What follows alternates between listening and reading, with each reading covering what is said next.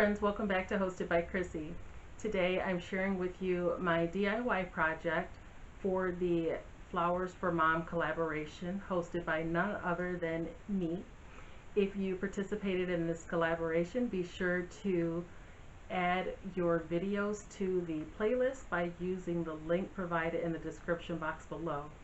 If you have any trouble or are unsure of how to do that, feel free to leave a note down in the comments with your video link if you can, and I'll add that video to the playlist for you.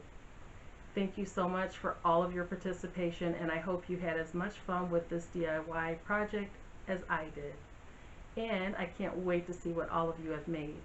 If you're new to this channel, this is a DIY collaboration entitled Flowers for Mom.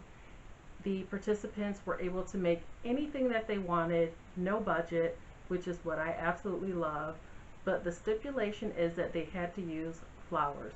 They could be real, silk flowers, paper flowers, flowers on printed fabric, flowers printed on a napkin, just as long as there was some florals in there somewhere.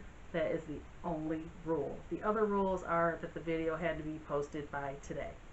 So if you are new to my channel, please be sure to click the subscribe button down below along with the little notification bell so that you don't miss out on anything.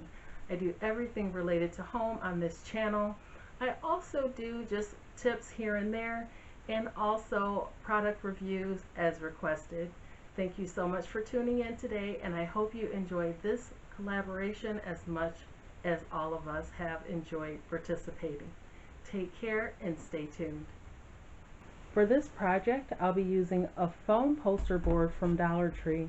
I've decided to use white.